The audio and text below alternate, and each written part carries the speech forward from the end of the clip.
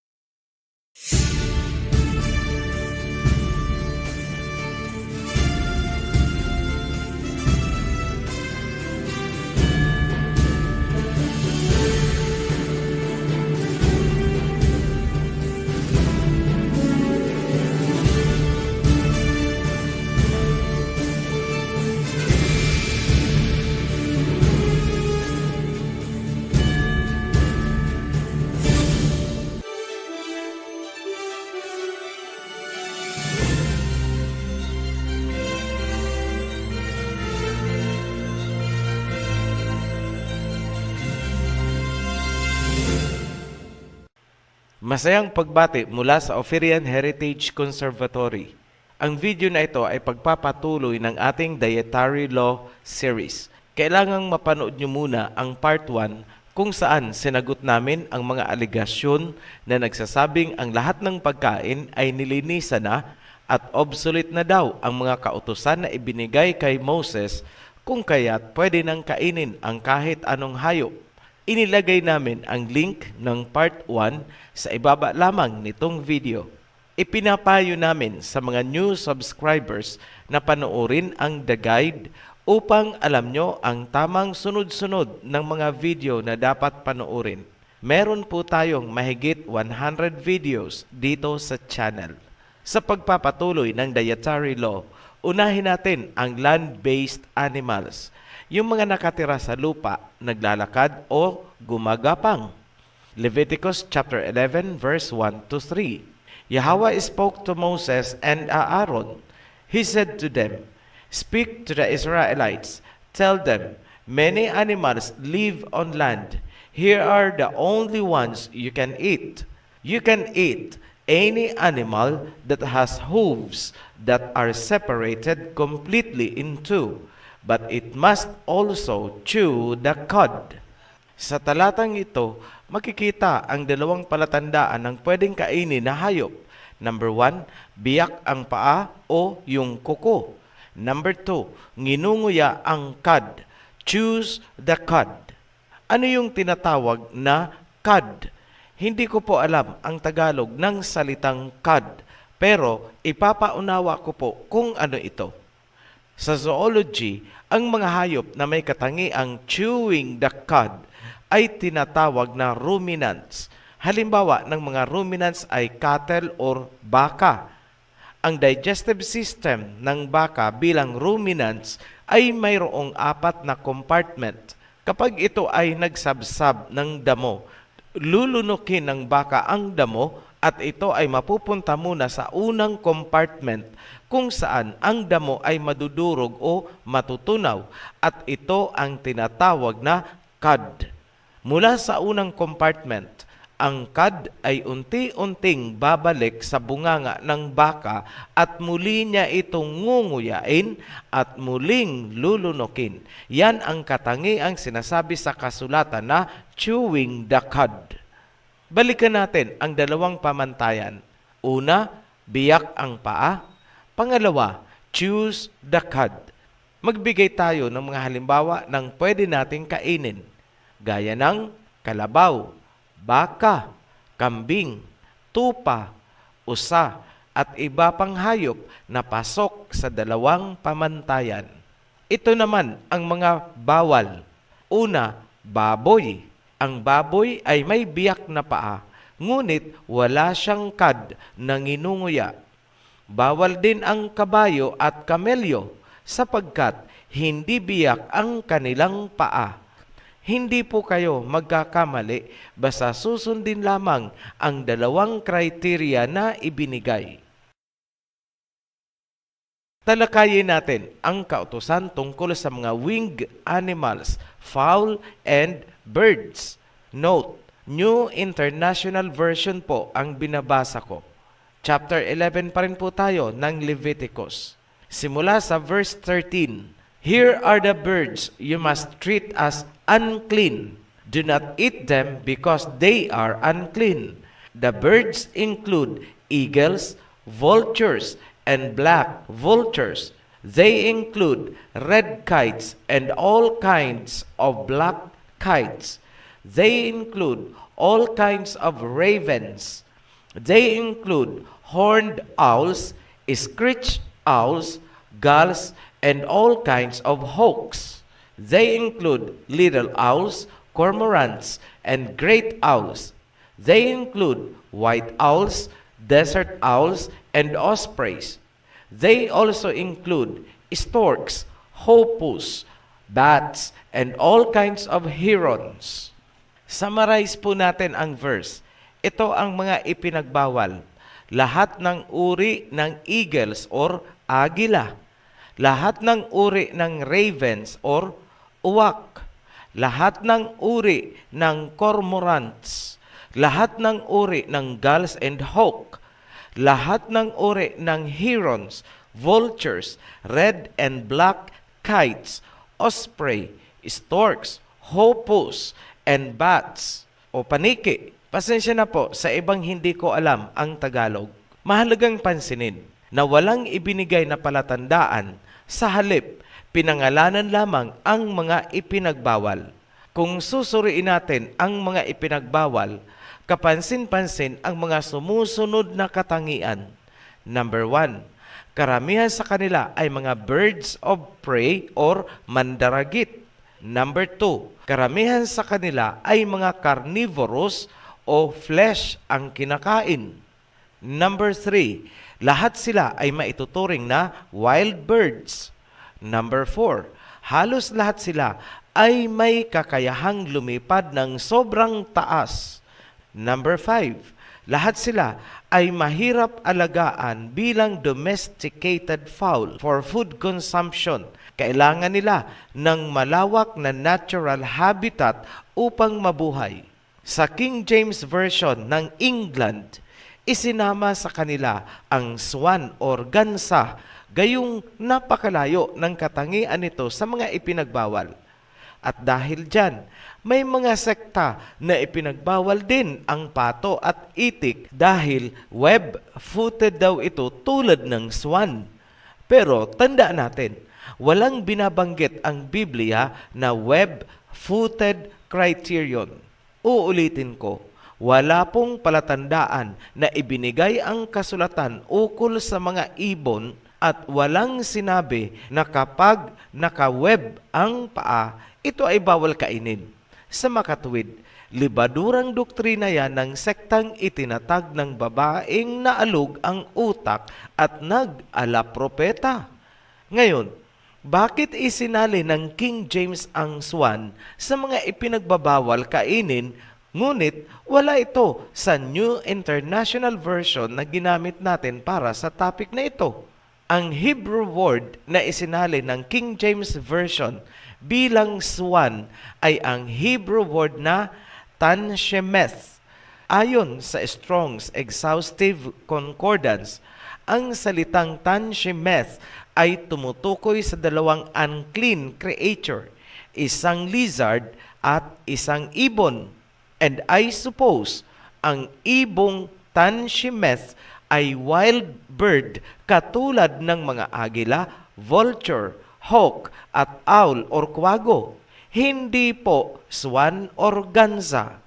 Nakakatawa lang tingnan ang mga theologians na pilit pinaiiral ang kanilang hermeneutics upang patamain na ang tanshemeth ay swan. Ngunit kung titingnan natin, sobrang napakalayo ng katangian ng swan upang ihalo sa mga wild birds na ipinagbawal sa Leviticus. Kung babalikan natin ang history ng King James Bible ng England, may makikita tayo na posibleng nauugnay sa pagkakalagay ng swan sa ipinagbabawal kainin. Kailangang titigan kung ano nga ba ang swan para kay King James dahil hanggang ngayon ganun pa rin ang status ng swan. At officially, si Her Majesty ay may titulo na Senior of Swans. Balikan natin kung ano nga ba talaga ang swan para sa kanyang mga ninuno. Huwag pong kalilimutan, ang pagkakasulat ng King James Bible ay ipinag-utos ni King James noong 1604 para sa Church of England. Ano ang swan? Para sa Royal England sa kapanahonang ginagawa nila ang King James Bible. That gives you the hint kung paanong napasama ang swan sa mga wild birds na ipinagbawal kainin. Ayon sa Smithsonian Magazine, kung magtatanong-tanong ka sa mga pubs or mga restaurant sa England tungkol sa swan, maaaring sagutin ka na ang queen ang nagmamay-ari ng lahat ng swan at tanging siya lang ang maaaring kumain yan. Mayroon pong grain of truth ang information na yan na nag-uugat sa mas malalim pang history mula noong 12th century. Ang swan ay isang status symbol of nobility sa kapanahonang yun. Ang karapatang mag-alaga ng swan ay maihahalin tulad ngayon sa pagkakaroon ng Lamborghini. Tanging ang mga elite at mayayaman lamang ang pinapayagan na magkaroon o mag-alaga ng swan. There was a time in England na kinakasuhan ng treason at pinapatawan ng mabigat na parusa ang sinumang papatay ng swan. It follows na tanging ang mga royalty lamang ang pwedeng kumain ng swan during royal feasts tulad ng Christmas noong panahon ni King Henry III. So, lumalabas na ang swan ay para lamang sa mayayaman, aristocracy, at sila lang ang may karapatang kumain ito. Ganyan ang status ng swan bago pa man isinulat ang King James Version. Noong sinusulat na ang King James Version ayon sa utos ni King James taong 1604, ipinag-utos niya na ang gawing pagsasali ng Bible ay dapat umayon sa ecclesiology ng Church of England. Tanong, sino ang pinaka-head ng Church of England? Si King James. Kahit ngayon, ang head ng Church of England ay si Her Majesty. Ito ang sunod na tanong. Kanino ang mga swan sa England? Sa king, sa royalty. Kahit naman ngayon, ang swan ay espesyal na espesyal para kay Her Majesty. Therefore, bawal patayin at bawal kainin ang swan. Yan ang nakikita naming tanging posibleng rason bakit ang swan ay nakasingit sa King James Version at ang mga versions na hango dito, ngunit wala sa ibang versions ng Bible. Para sa mga tagapagturo, history po ang kailangan nyo at hindi hermeneutics. Kailanman, hindi nyo mapapatama na ang salitang tanshemeth sa Hebrew ay swan. At huwag nyo na pong ipilit ang libadurang web-footed doctrine dahil wala po yan sa kasulatan. Kung sasabihin nyong marumi ang pato at ang swan dahil sa kinakain ito, ang tanong ay ganito, bakit marumi din ang kabayo, gayong damo lang naman ang kinakain? Gayon din ang baboy. Ang baboy ay mananatiling marumi kahit grain and feeds lang ang ipakain mo dyan. Maliwanag na may ibang dahilan maliban sa kinakain ng hayop. Dumako tayo sa verse 27 to 31. Leviticus chapter 11 pa rin. Ganito ang nasusulat. Many animals walk on all fours, but those that walk on their paws are unclean for you. Bawal ang lion, tigers, bears, aso, pusa, alamid, at mga kagaya nila. Verse 29, many animals move along the ground. Here are the ones that are unclean for you. They include weasels, rats, and all kinds of large lizards. Ipinagbawal ang daga kasama ang kuneho.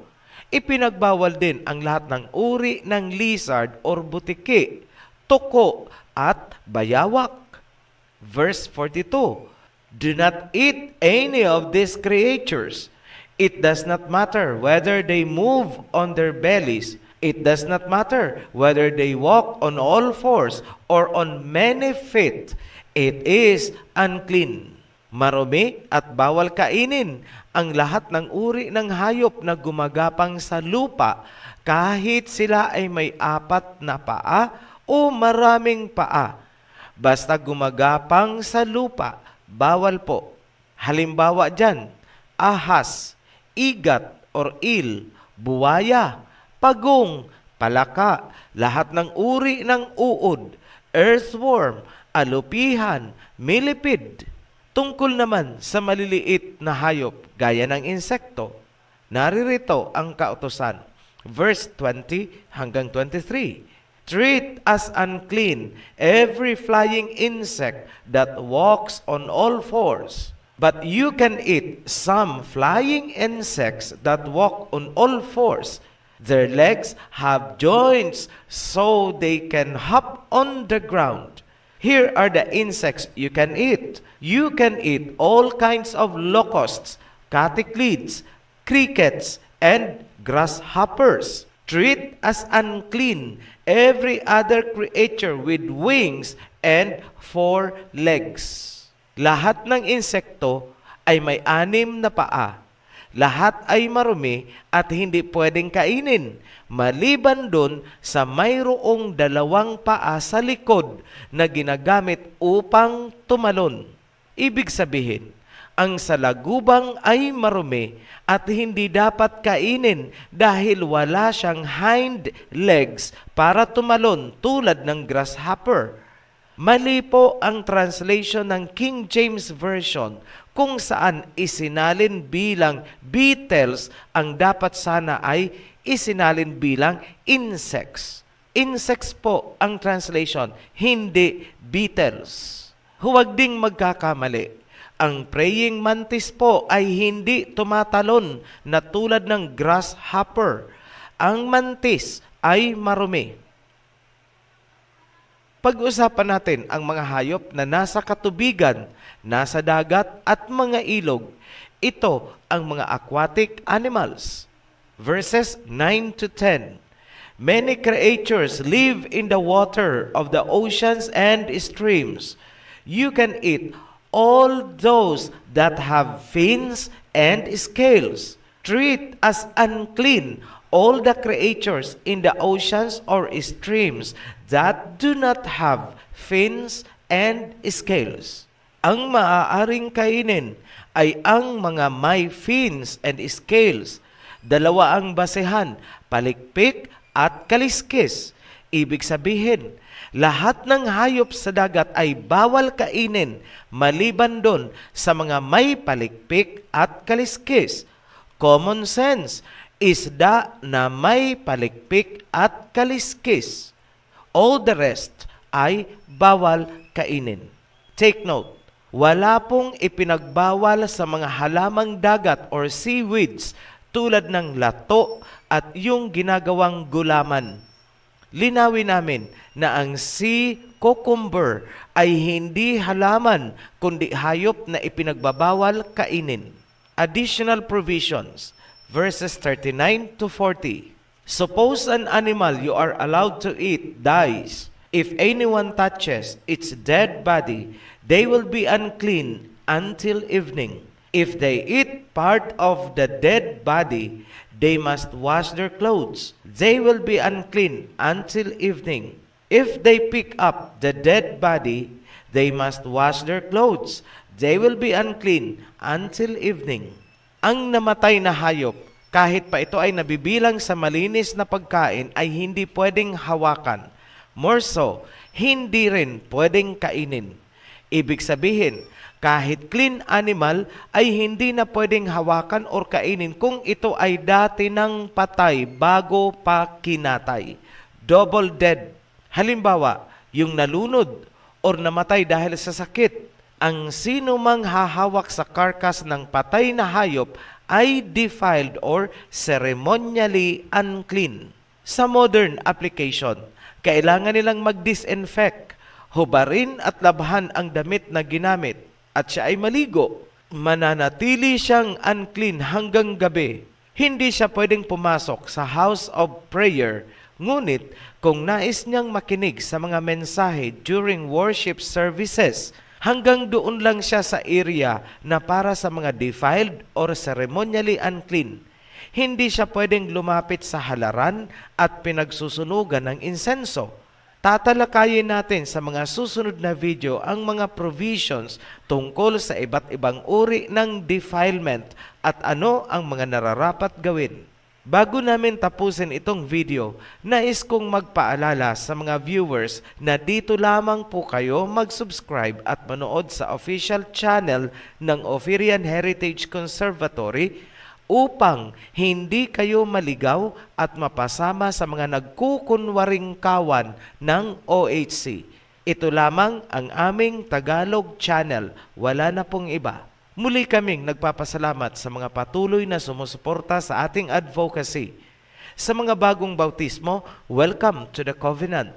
Sa new subscribers, welcome to the channel. At para sa lahat, be blessed. Shalom. Maraming salamat po sa inyong panonood.